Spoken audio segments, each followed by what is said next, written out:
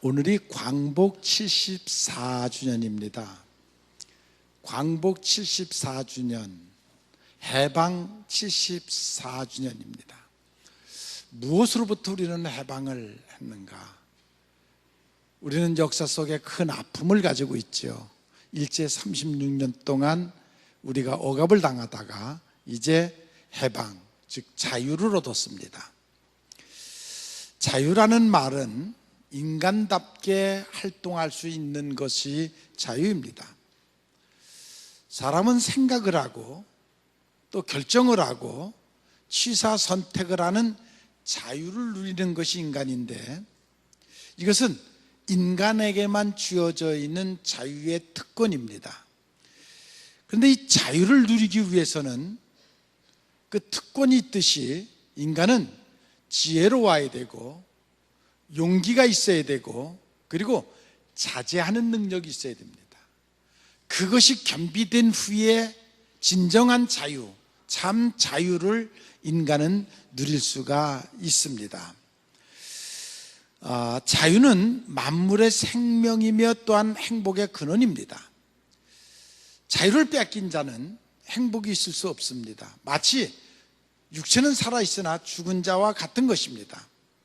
우리가 일제 36년 억압을 당하면서 저희 부모 때들은 그 고통을 다 맛보고, 저희는 어렸을 때 자라면서 그 참혹함과 고통이 얼마나 큰 것인가를 부모님들한테 듣고, 그리고 정말 그들이 얼마나 자유를 위해서 절규했는가를 들을 수가 있었습니다.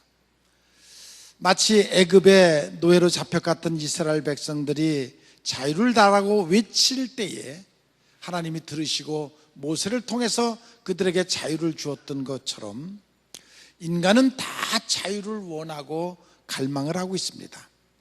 왜? 그 안에 생명의 존엄성이 있기 때문인 것입니다. 그 안에 평화가 있기 때문인 것입니다. 자유만이 인간을 인간답게 살아갈 수 있게 하는 것입니다. 참 자유는 내 멋대로 사는 것이 참 자유가 아닙니다. 우리는 피조물입니다. 창조하신 하나님이 계시고 우리는 그 창조된 피조물입니다. 이 피조물의 자유는 창조의 질서 안에 들어가 있는 것입니다. 창조의 질서 안에, 즉 창조의 섭리가 있고 그 섭리의 순응, 우리는 보통 자연의 법칙이라고 말하는데 그 자연의 법칙 안에, 창조의 질서 안에서 순응할 때 우리는 온전한 자유를 누릴 수가 있습니다. 그래서 성경은 말하기를 진리를 알지니 진리가 너희를 자유케 하리라. 진리를 알아야 그 진리 안에서 참 자유를 누릴 수 있다는 것입니다. 방종은 자유가 아닙니다. 마치 송아지가 고삐가 흘려져 갖고 이리 뛰고 저리 뛰고 막, 저 송아지 참 자유롭다. 그것은 자유가 아닙니다. 그것은 두려움에 도망치는 것입니다. 그것을 우리는 자유라고 말할 수가 없습니다. 뒷골목에 깡패들이 소리를 지르면서 막 헤매고 다니는 거, 그게 자유가 아닙니다. 그런 것을 우리가 자유라고 말할 수가 없습니다. 에디슨이 그런 말을 했습니다. 현대인들은 자유를 남용함으로 참 자유를 누리지 못하고 있다. 자유를 남용함으로 진정한 자유를 찾지 못하고 있다라는 것입니다. 저도 동감을 합니다. 요즘 자라는 젊은 세대를 보면서 그것을 느끼고, 또 좀 우리 민족이 여러 가지 모양으로 살만하고 잘 사니까 민족 전체가 교만해져 있는 것을 볼 수가 있습니다. 어떻게 보면 방종하는 것 같이 느껴질 때가 너무 많이 있습니다. 자유를 자유롭게 누리지 못하는 그러한 모습을 저는 우리 민족 가운데 볼 수가 있습니다. 문명인과 야만인의 차이가 무엇입니까? 그것은 기술의 차이입니다. 야만인은 단순하게 악을 저지르고 문명인은 진보한 방법으로 악을 행한다. 야만인은 미련하게 속이고, 그리고 문명인은 웃으면서 속인다. 그런 말이 있습니다. 어린아이는 엄마 품에서 자유를 느낄 수가 있고, 고기는 물 안에서만이 자유할 수가 있고, 기차는 궤도 안에서 자유하는 것처럼 인간은 하나님의 창조 질서 안에서 순응하면서 자유를 만끽해야 된다는 것입니다. 현대인들의 법의 정신, 법 안에서 자유를 누려야 된다는 것입니다. 창조주와의 관계 안에서 자유를 누려야 된다는 것입니다. 창조주가 인간을 만든 것은 인간과 사랑의 관계를 나누기 위해서 인간을 만들었는데, 그 사랑을 상실하면, 그 창조주와 하나님과의 사랑의 관계를 상실하면 우리는 참 자유를 누릴 수가 없습니다. 그래서 그런 말이 있습니다. 내가 하나님을 사랑하라. 그리고는 내 마음대로 하고 싶은 대로 해라. 하나님을 사랑하면 하나님을 사랑하고, 그리고 그 사랑 안에서 너희가 마음대로 살라. 그것이 참 자유라는 것입니다. 이제 우리나라가 1945년 일본으로부터 해방을 받고, 올해가 우리 민족이 해방된 지 74주년, 그리고 휴전된 지가 66년이 됐습니다. 80년대에 와갖고 통일 문제가 구체적으로 이루어지면서 곧 통일이 오겠구나. 스포츠로 교류를 하고 경제 교류를 하고 문화 교류를 하면서 이제 통일이 오겠구나 생각했지만, 지금 3, 40년 계속 맴돌고 결국 그 통일은 우리 손에 잡히지 않고 있습니다. 누구나 통일을 원합니다. 우리 민족 누구나 통일을 원하는데, 통일된 후에 생각은 각자 다 다릅니다. 통일은 돼야 된다. 그러나 북한 사람들도 통일되기를 갈구하고 우리도 통일되기를 갈구하는데, 그 통일된 후에 그 통일을 흡수 통일이냐, 척화 통일이냐, 고려연방제 통일이냐, 그것은 각자 다른 생각을 가지고 있습니다. 우리가 통일을 원하는 것 많지, 우리가 또 생각해야 될 것이 있는데, 오늘 주시는 예수님 말씀대로 통일은 희생을 치르지 않고는 결코 이루어질 수가 없다는 것입니다. 당장 남북이 통일이 되면 우리는 인프라에 대해서 엄청난 돈을 투자해야 되겠고, 지금 우리들이 지금 그 고급 승용차를 끌고 북한의 비포장도로 정말 그 울퉁불퉁한 데를 다닐 수 있겠는가? 우선 전기가 부족하니까, 또 통신이 이어지자, 얼마나 우리가 지금 전국 어디에 가나 인터넷 마음대로 쓸 수 있는 이런 나라에서 북한에 가면 그것이 되겠는가? 항구나 공항이나 형편없습니다. 그런 것을 투자할 각오를, 그런 희생을 다시 한번 각오를 하고 통일을 원해야 된다 하는 것입니다. 아무튼 무엇보다도 중요한 것은 우리 마음속에 온유한 마음을 갖고, 이제 또한 희생할 마음을 갖고 통일을 원해야 된다는 것입니다. 지금도 우리 민족의 평화 통일을 가로막는 수없이 많은 담벼락들이 있습니다. 아니, 우리 인근 지역에 있는 많은 나라들이 결코 우리의 통일을 만만하게 그대로 허락하지는 않고 있습니다. 매일매일 정말 민족 간의 갈등과 종교의 분쟁을 우리는 치르고 있습니다. 지금도 통계를 보니까 작년에 산재로 사고로 죽은 사람이 971명, 그러니까 하루에 2-3명씩 지금 사고로 산업 현장에서 지금 죽어가고 있다는 것입니다. 이러한 그 지금 많은 조건들, 여건들, 또 남북 간의 이제 통일을 통해서 오는 갈등들 수없이 많이 있습니다. 오늘 제가 여러분들에게 말씀드리고 싶은 것은, 그런 외적인 것보다 더 중요한 참 자유를 얻어야 되는데 그것은 내적인 자유입니다. 여러분들의 마음속에 정말 먼저 선악의 갈등으로부터 자유를 얻는 여러분들이 되시기를 바랍니다. 바울 사도가 오라나는 곤고한 사람이로다. 누가 이 사망의 골짜기에서 나를 건져주랴 한 고백처럼 정말 우리는 영적인 갈등을 한 번쯤은 깊이 느껴야 되고 그 영적인 갈등으로부터 구원의 확신을 갖는 그런 여러분들이 되시기를 바랍니다. 그래 우리는 진정한 자유를 누릴 수가 있다는 것입니다. 물론 나라와 나라의 통일, 민족과 민족의 통일은 그건 힘의 논리입니다. 그것은 자본력, 군사력 그 밖에 많은 그 힘들에 의해서 될 수 있지만 그러나 그것보다 더 중요한 것이 있는데 우선 내 자신으로부터의 스스로의 자유 그것을 만끽할 줄 알아야 됩니다. 독일이 통일된 역사를 보면 그 책을 보면은 독일이 통일되기 전서부터 20년 전서부터 독일이 교회에서 월요 기도회라고 그래 갖고 모여서 목사님들이 기도를 시작했. 다른 기도하지 않냐고 오직 통일을 위해서 기도를 했다고 그래요.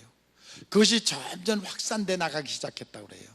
그래서 지금도 독일 사람들은 그 민족이 통일된 그것은 오직 그들의 기도로 인한 하나님의 응답이라고 믿고 있습니다.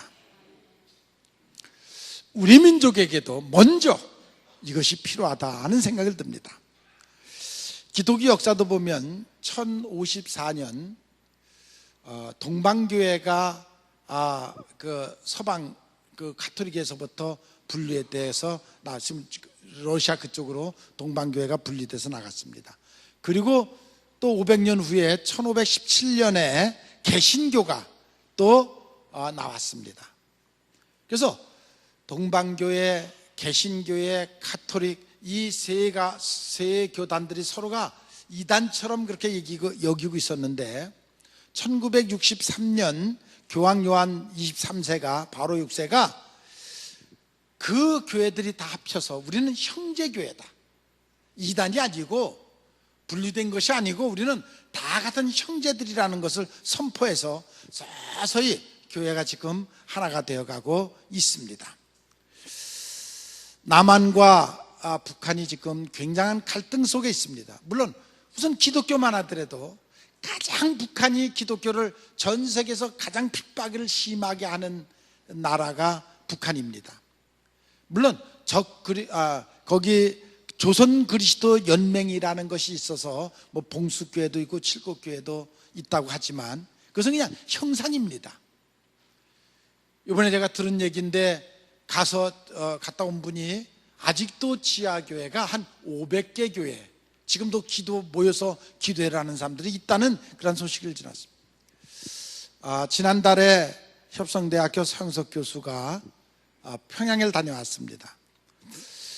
북한에 있는 교회들을 다 부시고 다 불태우고 불원문서라고 해갖고 몽창 다 모든 자료를 없앴는데 미국에서 자꾸만 너희들 종교 자유가 없는 나라다, 박해하는 나라다 하니까 한국에 요청을 해가지고 마침 우리 협성대학교 서영석 교수가 한국교회사를 전공하는 교수인데 의뢰를 해갖고 북한의 옛날에 평양에 있던 큰 교회들을 자료를 다 한국에서 만들어다가 이번에 갖다 줬습니다.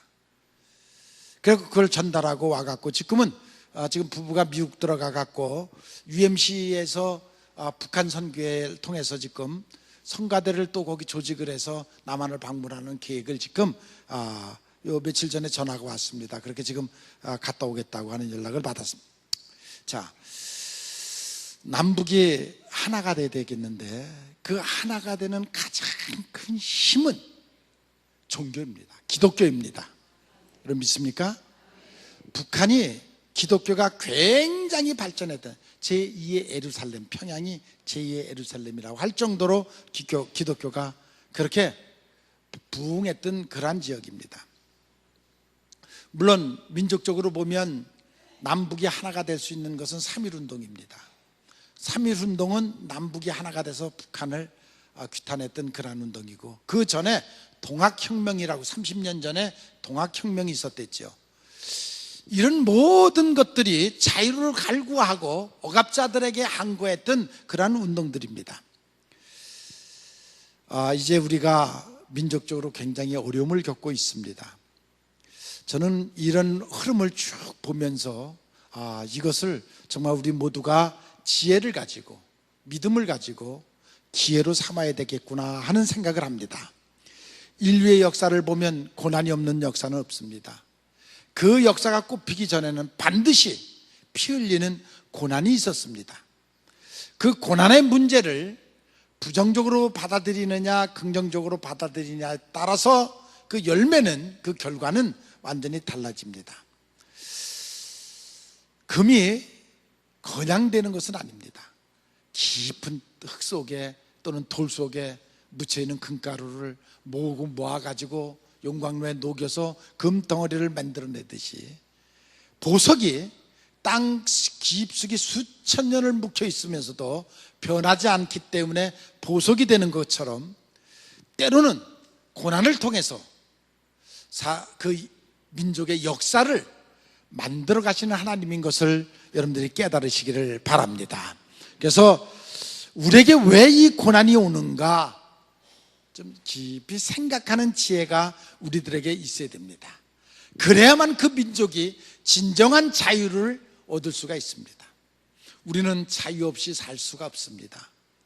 우리는 이미 자유를 맛보고 자유를 누리고 사는 사람들입니다.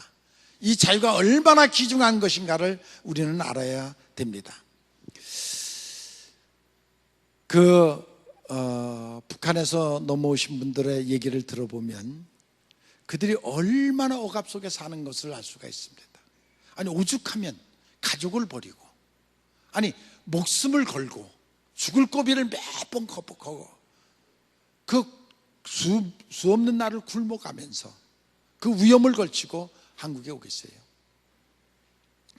평화로웠던 가정이 자유롭게 자기 나름대로 그래도 북한에서 누리고 살던 사람들이 말 한마디 잘못한 것 때문에 수용소로 끌려가 갖고 온 가족이 평생을 수용소에서 살아가는 사람들이 그렇게 많다는 것입니다. 그래서 탈출해서 넘어오는 그런 사람들이 그렇게 가까웠던 친구들하고 같이 놀다가 말 한마디 실수하면 그 말 한마디 실수 때문에 고발이 되고, 고발된 그러면 바로 수용소에 끌려가는 그것이 바로 북한입니다. 그런 것에 비하면 우리가 지금 얼마나 많은 자유를 지금 누리고 있는가 하는 생각을 우리는 해야 됩니다. 우리 민족도 수없이 많은 고난이 있었습니다. 6.25 전쟁, 4.19 또 IMF 이런 많은 과정들을 걸치면서 잘 넘어왔습니다. 제가 아주 오래전에 포항제철을 가본 적이 있었습니다.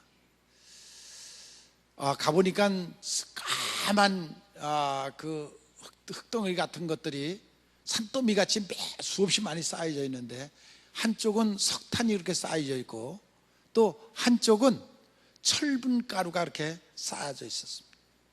그 철분 가루를 그 불에다 용광로에다 넣어가지고 녹이면 쇠가 돼가지고 그 쇠가 쫙 나오는데, 물이 흘러서 나오기 시작을 하는데, 그것이 어떻게 어느 기계에 들어가느냐에 따라서 때로는 철판이 되고 철근이 되고 그리고 또한 FGM이 돼 갖고 나오는 그러한 모습들을 볼 수가 있었습니다. 보잘것없는 가루가 용광로에 들어서 녹아서 나오니까 그 쇠가 돼 갖고 나오는 그러한 모습을 볼 수가 있습니다.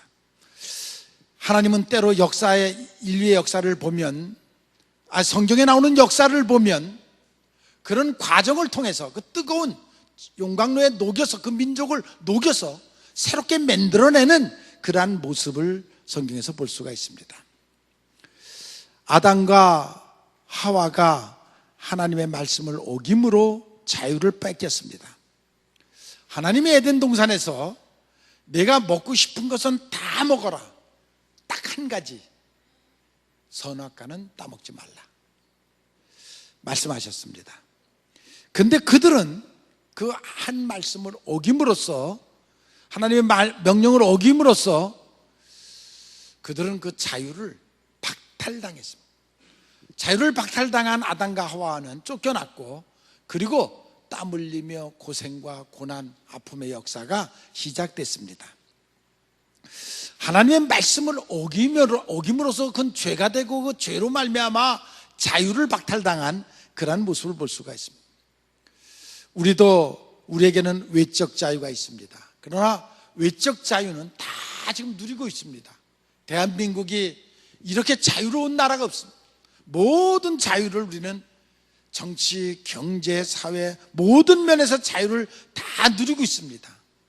그런데 자유롭지 못하게 살아가는 많은 사람들을 보는데 그것은 내적 자유입니다. 아직 내적으로, 양심적으로, 신앙적으로 스스로 자아와의 싸움에서 이기지 못해서 아직도 자유를 누리지 못하고 살아가는 사람들이 너무나도 많이 있습니다. 아니, 대부분의 사람들이 그렇습니다. 내적 자유, 외적으로는 모든 자유를 다 누리되 지금 내적 자유를 누리지 못하고 참 자유롭지 못하게 살아가는 그런 사람들이 있습니다.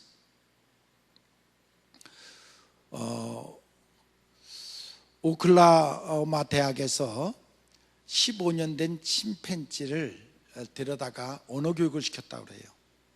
그랬더니 그 알아듣기를 140개 단어를 알아듣더래요. 침팬지가 140개 언어를 알아듣고 감지를 하더래요.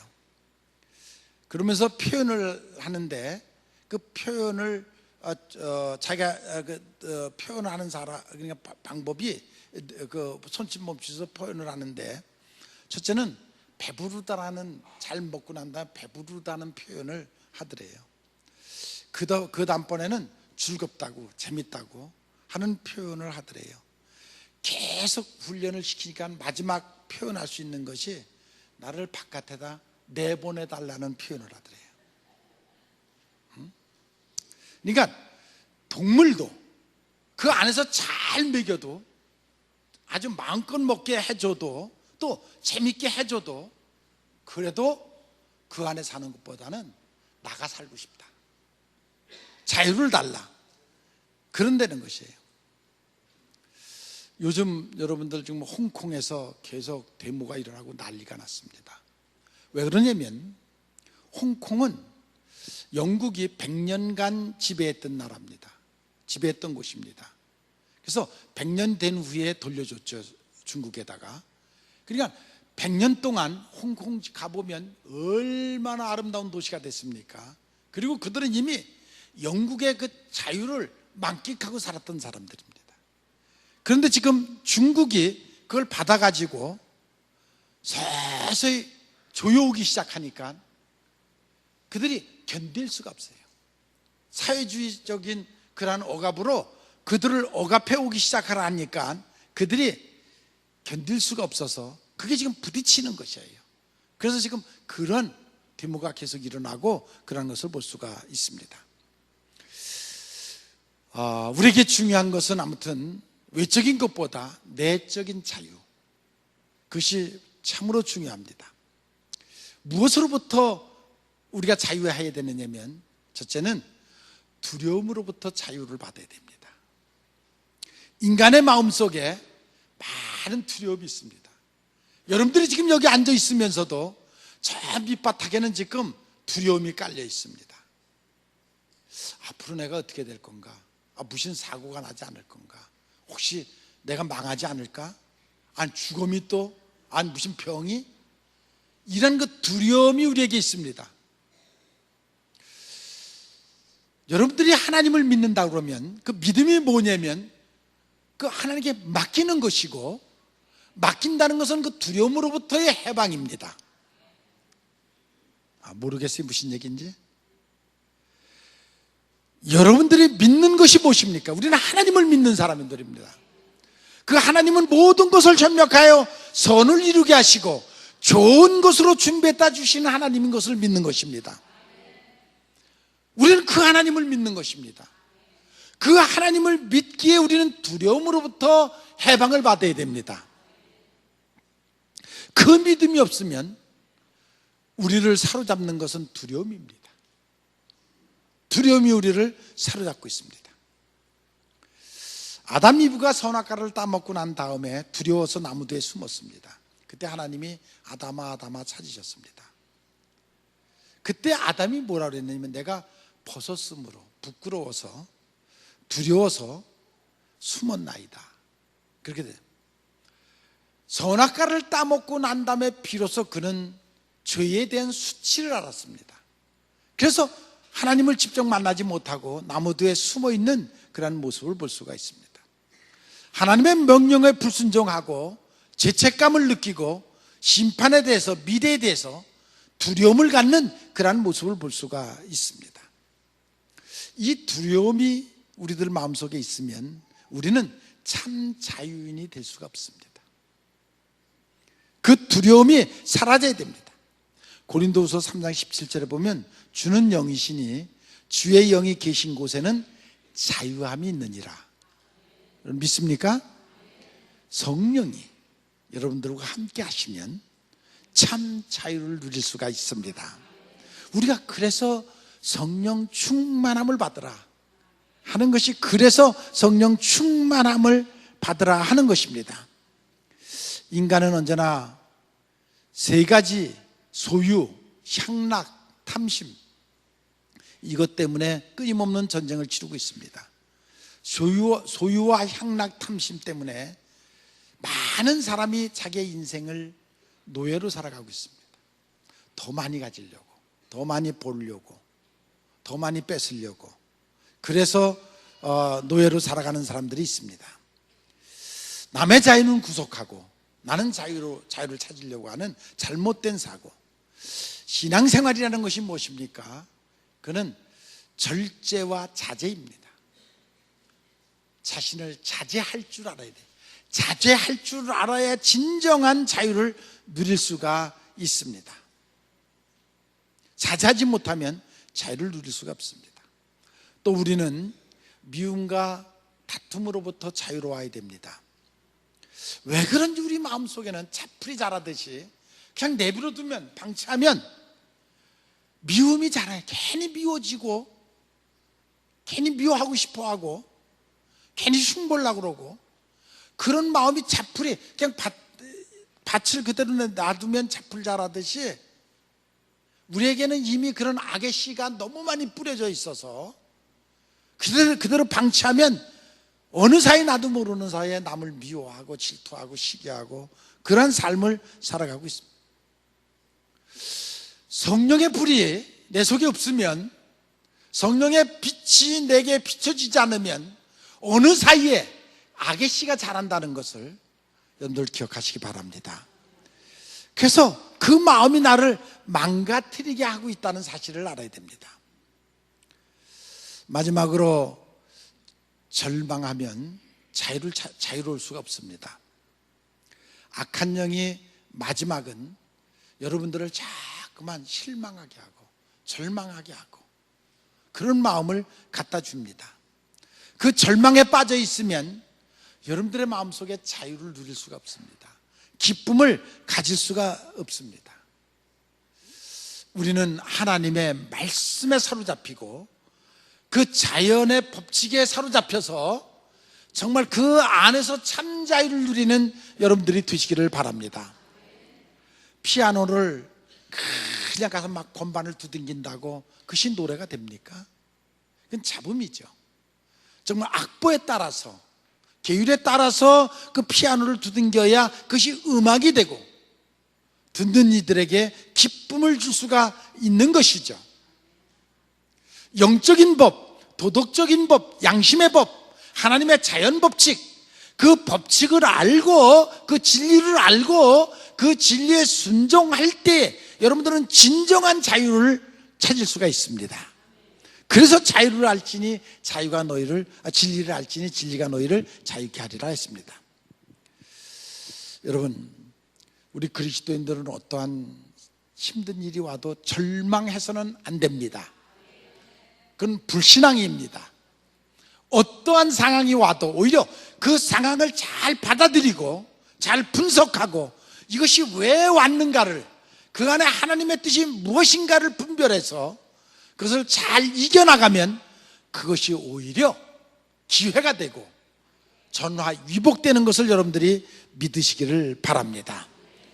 저는 우리 민족이 당하는 이 어려움, 그 속에 하나님의 뜻이 반드시 있으리라 저는 믿습니다. 우리가 지금 일본으로부터 경제 침략을 당하고 있습니다. 그러나 이것은 감정으로 풀면 결코 풀리질 않습니다. 감정으로 풀려고 하면 쌓이고 쌓여서 더, 제가 지난주에도 얘기했지만 이건 정말 적폐와 같이 쌓일 수밖에 없습니다. 나라는 힘의 원리입니다. 능력의 원리입니다. 오히려 우리는 이런 아픔을 겪으면서 우리가 부족한 것이 무엇인지를, 기술이 어떤 부분이 떨어지고 어떤 부분이 부족한지를 스스로 깨닫고 그 분야를 개발하고 키워나가는 그러한 기회로 삼아야 될 줄로 믿습니다. 언젠가는 반드시 우리 민족에게 이러한 일이 오리라 생각합니다. 오히려 저는 이번 사건을 통해서 너무 교만해져 있는 우리 민족이 좀 겸손을 배웠으면 좋겠다. 너무 교만해져 있습니다. 사는 것 괜찮고 먹을 만하고 의식주 문제가 해결되니까 너무 국민들이 교만해져 있습니다. 아니, 교만할 게 하나도 없는데도 보면 너무 교만해져 있습니다. 이번 기회를 통해서 국민들 정신이 좀 겸손을 배우는 그러한 기회가 되었으면 좋겠습니다. 두 번째로는 젊은이들이 너무 허랑방탕하게 살아가고 있습니다. 이번 기회를 통해서 좀 정신을 차렸으면 좋겠습니다. 그런데 그 젊은이들을 그렇게 만든 것은 우리의 책임입니다. 그들은 너무 부족함 없이 자랐습니다. 배고픔 없이 자랐습니다. 그러다 보니까 어느 사이 그들 의식 속에는 모든 것이 그저 거저되는 줄로 알고 너무 고생을 모르고 고난을 모르고 너무 허황되게 자라고 있습니다. 여러분들의 자녀들이 지금 그렇게 자라고 있습니다. 속은 비어있고 껍데기만 있는 이런 모습으로 자라는 것이 제 눈에는 가는 곳마다 그런 것들이 보이고 있습니다. 정말 저거 어떡하나, 앞으로 이 민족이 어떻게 될까, 그래서 염려를 하게 됩니다. 저는 이번 기회를 통해서 좀 우리 젊은이들이 새롭게 변하기를 원합니다. 새로운 각성을 하는 그런 기회가 됐으면 좋겠습니다. 그래서 위기에 있는 이 민족이 오히려 이 위기가 기회가 되고 오히려 이 일을 통해서 정말 세계의 으뜸이 되는 민족으로 우뚝 서는 그런 민족의 새롭게 태어나는 기회가 됐으면 좋겠습니다. 무엇보다도 우리 그리스도인들은 깨어서 기도해야 됩니다. 하나님은 언제나 하나님의 백성을 통해서 역사를 하십니다. 우리가 먼저 누구를 말하기 전에 우리가 먼저 이 아픔을 짊어지고 민족의 아픔을 짊어지고 여러분 깨어서 기도하는 여러분들이 되시기를 바랍니다. 물론 어느 시대나 다 어려웠습니다. 뭐 어렵지 않다고 그러는 시대가 다 가서 물어보면 아예 어렵죠. 다 자기 못 사는 것을 어렵다고, 경제 어려워서 나라가 잘못해서 못 산다 그러는데, 그런데 늘 그렇게 하고 살아왔습니다. 그런데 요즘은 통계적으로 보면 정말 제가 늘 그랬어요. 이번 정권이 이렇게 퍼주기를 좋아하면 5년 후에는 나라가 위기를 만날 것이다, 어려움을 겪을 것이다. 제가 늘 그런 얘기를 했었는데 5년도 가기 전에 벌써 어려움이 우리에게 왔습니다. 지금 전기가 아주 굉장히 피크거든요. 지금 전기 수요가 딸려갖고 피크가 돼서 정말 전기 뭐 다운이 되고 그럴 때인데, 올해는 이 더위에도 전기가 남아돈대요. 왜? 기업 공장들이 다 거의 문을 많이 닫아서 전기 소유가 안 돼가지고 지금 전기가 남아돈대요. 이거는 얼마나 지금 불황인가를, 경제적으로 어려움인가를 우리에게 단적으로 보여주는 그런, 정말 우리가 정신 차려야 됩니다. 여러분, 경제가 무너지면 나라는 무너지고 세계 안에서 정말 천대꾸리가 되고 맙니다. 이런 때 우리가 정신을 바짝 차리고 먼저 교회가 깨어서 기도하고 다시 기회로 삼는 우리 민족이 되시기를 주님의 이름으로 축원합니다.